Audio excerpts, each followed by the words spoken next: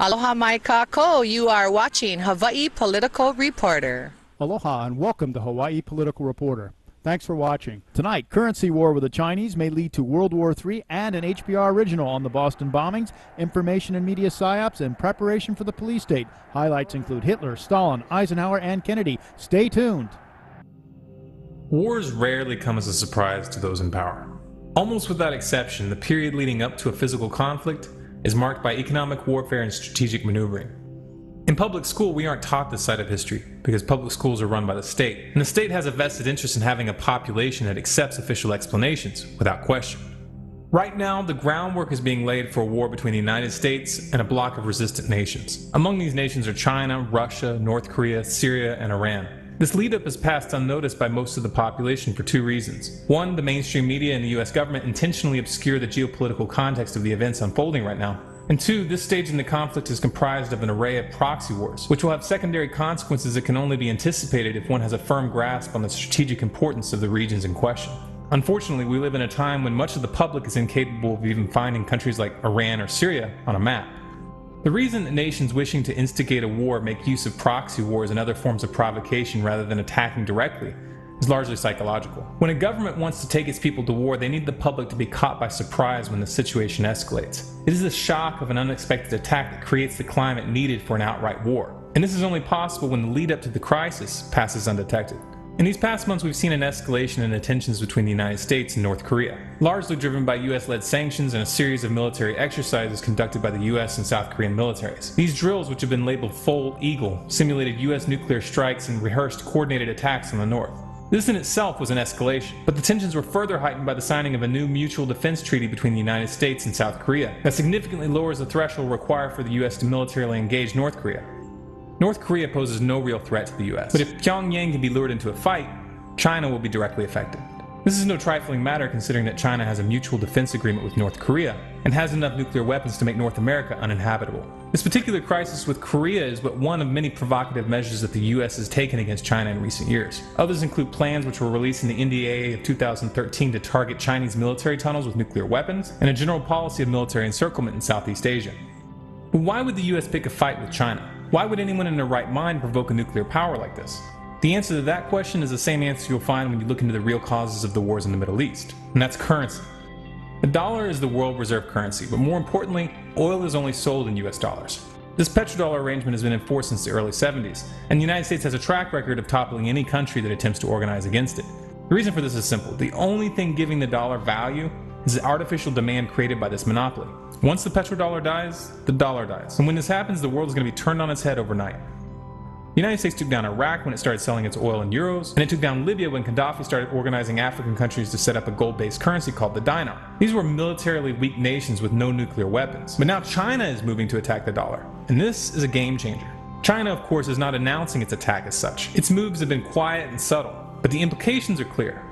The most recent move came this past month when China and Australia announced that they were going to be moving off the dollar for their bilateral trade. In 2010, China and Russia made the same agreement, followed by China and Japan in 2011, and China and Iran have worked out an arrangement that allows them to bypass the dollar entirely by exchanging Chinese consumer goods for oil. To top it all off, the BRICS nations, which include Brazil, Russia, India, China, and South Africa, have just announced in March that they're going to launch a new global development bank which will compete with the IMF and the World Bank. Furthermore, China has been buying up massive quantities of gold and taking steps to internationalize the yuan, leading to speculation that they may be planning to transition to the gold standard.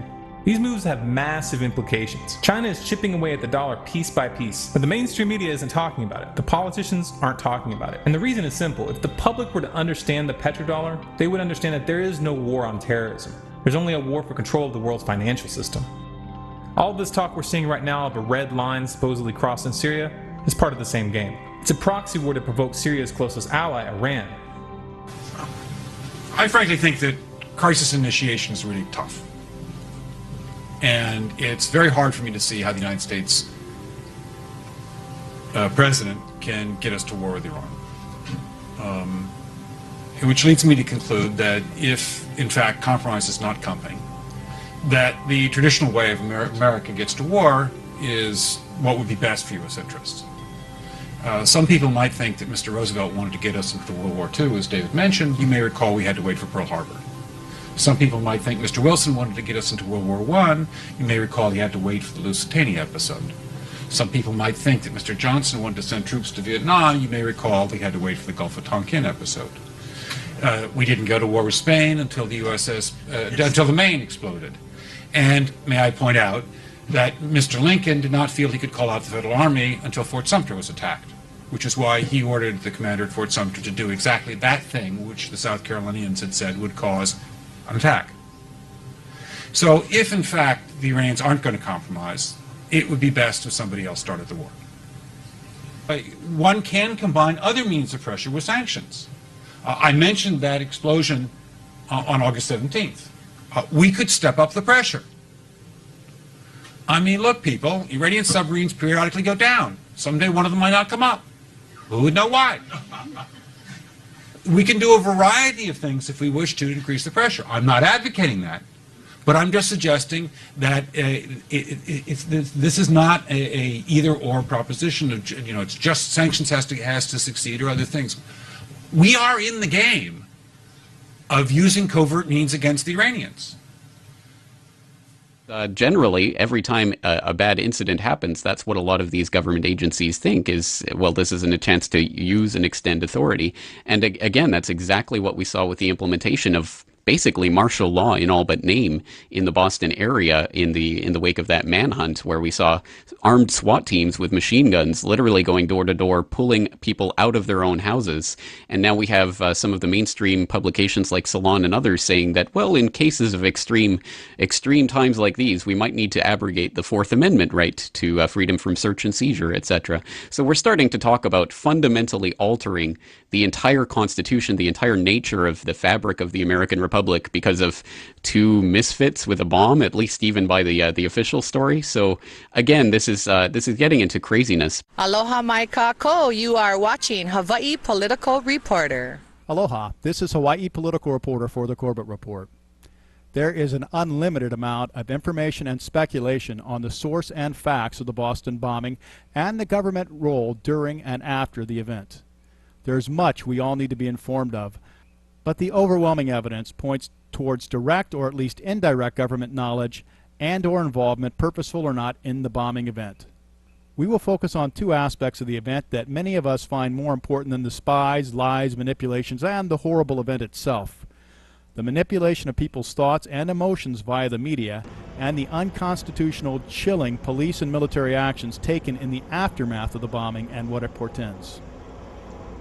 Information and media psyops. A very brief overview of the false information and mainstream media response paints a picture of an obviously biased and agendized media and government collaboration.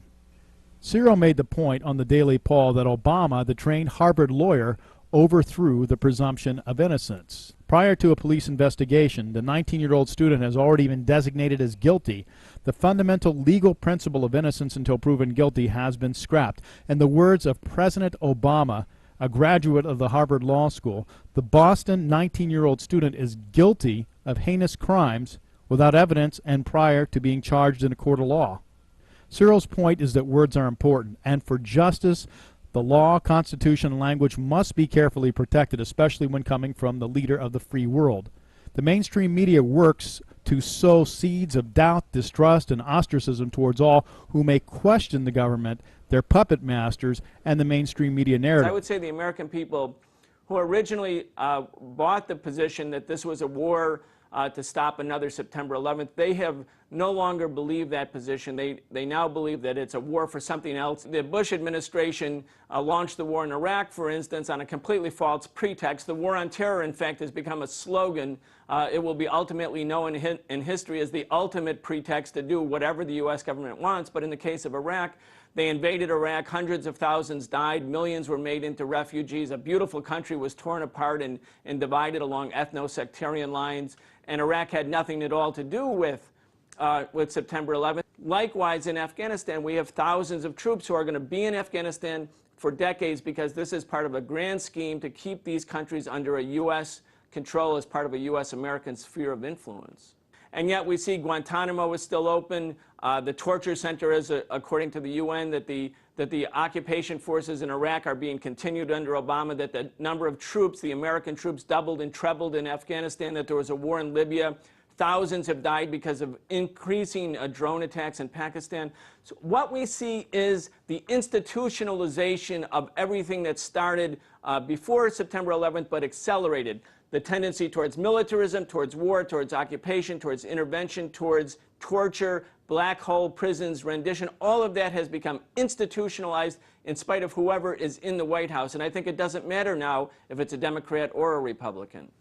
One such example of this was the attempt by the mainstream media to link one of the bombing suspects with alternative media, specifically Alex Jones and InfoWars. Steve Watson of InfoWars returned fire with a witty repartee linking Spider-Man to the Boston bomber in an InfoWars article dated April 24th. The ongoing intelligence search for evidence as to how the Boston bombing suspects may have been radicalized has uncovered earth-shattering new evidence. Authorities now believe they have unquestionable evidence linking the bombings to Spider-Man. As reported by the New York Times today, investigators trawling through Dzhokhar Tsarnaev's social media accounts have found there are lots of references to musicians like Chris Brown, Jay-Z, and Michael Jackson, television shows like Breaking Bad and Game of Thrones, and movies like Spider-Man and Finding Nemo. Spider-Man was not immediately available for comment, but he is thought to have strenuously denied the allegations. New Yorkers also doubt the web hero's involvement, pointing instead to Dr. Octopus, with some saying they witnessed private security working for the Green Goblin at the scene of the attack. The Time adds that Dzhokhar Tsarnaev is also believed to have been a fan of Nutella and Frosted Flakes. The media has since implied that Frosted Flakes have long been involved in disseminating anti-American views and that Nutella is a knowing snack of the elders of Zion. A moderate degree of discernment by the consumer of information can readily detect the blatant attempt at manipulation of thoughts and emotions against enemies of the state and for the state's purpose. Other times, the manipulation is through censorship, directly or indirectly. An example of this is given by Adam Salazar on Infowars.com as Secret Service tried to block press from bombing questions. At the FBI's Thursday press conference, Bidonde was barred from asking any questions whatsoever. It also seems he caused them to prematurely shut down their presentation after only taking about 2 questions from the media. As the FBI left the conference, 2 big bald men approached Bidonde and blocked his repeated attempts to get a question in. An InfoWars reader has identified one of the men who approached Bidonde as a Secret Service member and specifically one entrusted with protecting Obama himself. The government is extremely adroit at controlling the majority of the mainstream media narrative. What CNN is doing is they're essentially creating what some people have termed infomercials for dictators. And that's this sponsored content that they're airing on CNN International that's actually being paid for by regimes and governments. I mean, this violates every principle of journalistic ethics because we're supposed to be watchdogs on these governments. We're not supposed to allow them to be paying customers as journalists. So much so that Truther's article in the Paukerk Press on April 24th asked us to examine in clear macro terms a few key truths in America that have emerged so far. Distrust is higher than ever. Distrust of the media and government is at an all-time high, and rightfully so, since they continue to discredit themselves by arrogantly refusing to discuss details about the bombings that are questionable to even novice Internet sleuths. The media narrative works. The general public's willingness to believe, identify with, and internalize media events like these is also at an all-time high. The ongoing story effectively induces people into a hypnotic state of shock and paralyzing fear. What is truth? Truth is more difficult than ever to identify. It looks different to everyone and it changes from day to day.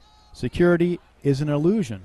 Do we take the red pill or the blue pill? While we construct our own versions of reality, picking and choosing what we want to believe in and what we are skeptical of, some very concrete things are certain to happen and are already taking place. Whether we buy into the reasoning behind this or agree with it, it is entirely irrelevant. Whatever we personally believe, America is certain to soon see. Yet we must not fail to comprehend its grave implications. Our toil, resources, and livelihood are all involved. So is the very structure of our society. In the councils of government, we must guard against the acquisition of unwarranted influence whether sought or unsought, by the military-industrial complex. The potential for the disastrous rise of misplaced power exists and will persist. We must never let the weight of this combination endanger our liberties or democratic processes. We should take nothing for granted. Only an alert and knowledgeable citizenry can compel the proper meshing of the huge industrial and military machinery of defense with our peaceful methods and goals, so that security and liberty may prosper together. Rise up to another day. Rise up, we people. Even more scary than the information and media psyops are the direct attacks on liberty by the suspension of the Constitution, lack of moral decency, and the heavy-handed central state big brother tactics and actions by the government during and after the event. We don't have time to go in depth, but we will show you headlines and sources from many good sources for you to follow up on as interested.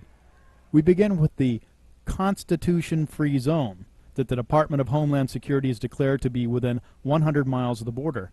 Let me say that again, a declared Constitution-free zone by the government. It allows for search and seizure without suspicion, although supposedly relating to travelers and their electronic devices.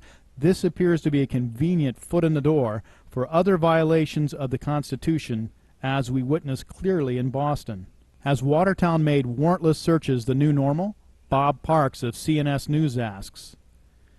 The whole notion of the police manhunt is not a new American phenomenon. Cops chase bad guys, cops corner bad guys. Sometimes the bad guys give up quietly, sometimes they go down in a blaze of glory. But we've always had rules of engagement when it comes to law enforcement interaction with the general public. It appears all that got thrown out the window in the aftermath of the Boston Marathon terror bombing and subsequent police chase in Cambridge, Massachusetts that came to a screeching halt in Watertown. Seemingly for the first time in the United States, we witnessed paramilitary-garbed law enforcement personnel forcing residents out of their homes at gunpoint. In some cases, the language used by law enforcement was menacing. From afar, the danger is clearly seen, as in the Mail Online headline. The controversial moment, SWAT teams ordered innocent neighbors out of their homes at gunpoint during searches for the Boston bombing. This could be anyone subjected to this. The old, the sick, a terrified child, someone desperately trying to catch up on their homework, or on the phone working out of their home trying to close a business deal that pays their rent. And they are invaded by a hostile, potentially lethal force rudely and physically assaulting them. In addition to physically altering our lives, Rand Paul warns of a 1984 surveillance scenario that will likely be pushed upon us more fervently. Ron Paul says the police manhunt for the Boston Marathon bombing suspect is scarier than the attack. Well, it's rather scary. You know me that I always try to look on the positive things and think things can't be quite as bad, but those pictures really concern me. You know, I mean, that is such a visual image when you see these thousands and thousands of troops, and they weren't your local friendly policemen that were involved, and it was accepted too easily. I mean, can you imagine all these people being locked? They became prisoners. And then the police, the military police, were allowed to march into any house anytime without a search warrant. It was martial law, you know. So I think it was very, very scary. Let's just hope it wakes up some people. But unfortunately, you still hear those, well, the government has to do something to make us safe. And I think that's where the big disconnect is what is the purpose of government? Is it to give us perfect safety and perfect economic security, or is it there to allow us to run our own lives and protect our liberties? Forced lockdown of a city, militarized police riding tanks in the streets, door-to-door armed searches without warrant, families thrown out of their homes at gunpoint to be searched without probable cause, businesses forced to close, transport shut down. Ron Paul also pointed out that the surviving suspect was ultimately discovered by a civilian and not due to a police crackdown. He was discovered by a private citizen who then placed a call to the police, and he was identified not by government surveillance cameras, but by private citizens who willingly shared their photographs with the police. Mr. Paul has already been proven correct, as Kurt Nimmo of InfoWars on April 28 tells us about the police state euphemism, shelter in place, which is effectively a police state lockdown already being adopted in Philadelphia. In the article, Kurt writes, The Boston police state lockdown was a beta test. It went over swimmingly. Residents obeyed orders and stayed in their homes. Grocery stores closed. Hospitals were inaccessible. Roads were empty. Schools closed down. Taxi cabs didn't run. Local businesses lost millions of dollars in revenue. Then the police conducted a Fourth Amendment busting door-to-door search looking for the teenager. People went along with this largely without question. They obeyed orders to leave their homes with hands on their heads. It resembled something out of Nazi Germany circa 1936. Its efficiency would have made the Gestapo proud. Later, after the allegedly dangerous teenager was arrested, citizens ran out of the street and chanted, "USA, USA." A small sampling of recent news shows us specific ways the Boston event will be used to further the ends of the police state and the overall trend towards a surveillance police state. Police state measures at the Kentucky Derby, according to InfoWars' Kurt Nemo. In response to the Boston bombings, Churchill Downs management has announced new restrictions to be imposed upon attendees at the Kentucky Derby next month. When the government does not have complete and direct access to any and all information it wants, it forces others to spy for it. According to Wired.com on 4/29, Kim Zetter writes that the government seeks to fine companies not complying with wiretap orders. Companies that argue they don't have the means to enable wiretapping have avoided complying with court orders seeking real-time surveillance, the paper notes. The legislation is intended to force these companies into finding technology solutions that would enable real-time surveillance, such as Microsoft's Skype. The push for legislation to compel these companies to cooperate with wiretapping orders began in 2010 after Google initiated an end-to-end encryption for Gmail and text messages, which has made it more difficult for the FBI to intercept email under a court order. If the information can't be obtained directly or through third parties, the police state has ways of making you talk by simulating a cell phone tower and stealing the data. And then there's always the good old standby social media sites, Facebook, Twitter, and others. Not only does the police state spy on you, but also manifests all kinds of indefensible behavior, harassing and in some cases making criminals out of those doing no harm to others. A few examples include busting students building air rifles, using the FBI and FDA to raid a natural cancer center, police state sting operations to arrest people not even committing illegal acts, perhaps not even thinking about them, but simply looking at things. If the police state actions against the freedom and choice of the people is not enough, there are always the politically correct whose actions infringes upon the innocent. Make no mistake, the bombing will be used to manipulate the people. New York City Mayor Bloomberg says the interpretation of the Constitution will have to change after the Boston bombing to allow for greater security. In Gary Sargent's Washington Post Plumline, he writes about a poll that shows a plurality worries more about government trampling constitutional rights while battling terrorism than it does about government doing enough to fight it. In the excellent Alt Market article by Brandon Smith dated April 24th, Brandon clearly and succinctly writes about how the Boston bombing is already being exploited to introduce tyranny.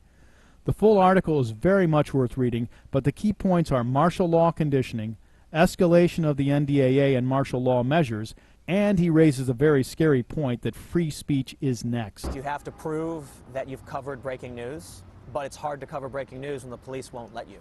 So it creates this catch-22, takes several months. Finally, if they like the news you're making, they'll let you get a pass. She's a journalist! Arbitrary or unattainable press passes demanded journalists arrested for covering the news. The constitutional concept of media freedom under siege. I think we're slowly coming into a state of affairs where shooting a video camera is a lot more dangerous to the establishment than shooting a gun.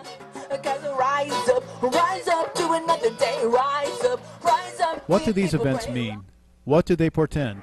At a minimum, the boundaries of the Constitution, the norms of law enforcement, the de facto militarization of the United States in violation of posse comitatus, the subjugation of citizens to unconstitutional confinement, denial of access to public commons and infrastructure, search and seizure, and the public's reaction to it have been tested and may be incrementally used to further suppress or eliminate our natural and constitutional rights as it suits the state's interests. This may be a dry run that could be extended city by city, perhaps regional or nationwide, to lock down and sweep in preparation for a takeover by the police state. it will likely be perpetrated under the ruse of terrorism, some natural catastrophe, or another event that provides cover. All the elements are in place. Full media and internet control via existing law and executive order can readily shut down any dissenting voices or counter-information. A large, heavily militarized homeland security, literally modeled after the German SS with hundreds of millions of bullets, armored vehicles, and detention camps, is in place should they choose to use it. Remember, this has already happened before on U.S. soil. Targeting of perceived or portrayed dissidents is as easy as the NSA spy supercomputer Echelon spitting out a target list through filtering all our emails, calls, and digital correspondence, and then assigning it to regional security teams to round up individuals and groups, as we have already witnessed. If you have any doubts about this, do a little research on the Bolshevik Revolution, the rise to power and subsequent operation of the Nazis, and how both regimes used false flag events staged by them to seize power and destroy potential dissent and further control the people. I particularly suggest you watch the BBC series Riley, Ace of Spies, the real-life model for James Bond, particularly the episode on the Trust, the Soviet false opposition, and how they used it to stage events to entrap and crush those opposing them. Another excellent picture to awaken us to the danger of the state is The Lies of Others, a film about the East German police state. We finish our examination of this event with a quick overview of the excellent post by Tyler Durden on ZeroHedge.com dated 4/26. Another well worth your time to read. The good guys are not coming to save us. It doesn't happen. A lot of good people have latched on to one grand possibility or after another, waiting for a good guy to save the day, and it just doesn't happen. Hope is a scam. It's a dream of someday, somehow, getting something for nothing. People who hope do not act. Petitioning an abuser for compassion. The good guys are considered to be a few people inside the abusive government, but if the good guys were really good, wouldn't they have disassociated themselves with the abuser some time ago? Movies. We all grew up in the company of movie heroes who rode in at the last minute to save the noble victims. But cinema is not reality, and hoping for it to become reality is something that we should get over prior to adulthood. The magic system. A lot of Americans believe that the American founders created a system that automatically fixes itself. The system will not fix itself. The mechanisms to do that were lost a long time ago. The easy way out. Standing up against a beast like Washington, D.C. is scary to be sure. The result of this is predictable. Abuse by the political class.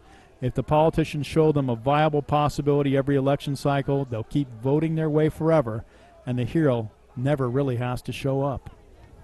We will likely see continuing events, probably escalating in scale until life is very miserable indeed for the average person or worse, unless we the people become aware, involved, and start countering the coming tyranny. This deadly challenge imposes upon our society two requirements of direct concern, both to the press and to the President. Two requirements that may seem almost contradictory in tone, but which must be reconciled and fulfilled if we are to meet this national peril. I refer first to the need for far greater public information, and second, to the need for far greater official secrecy.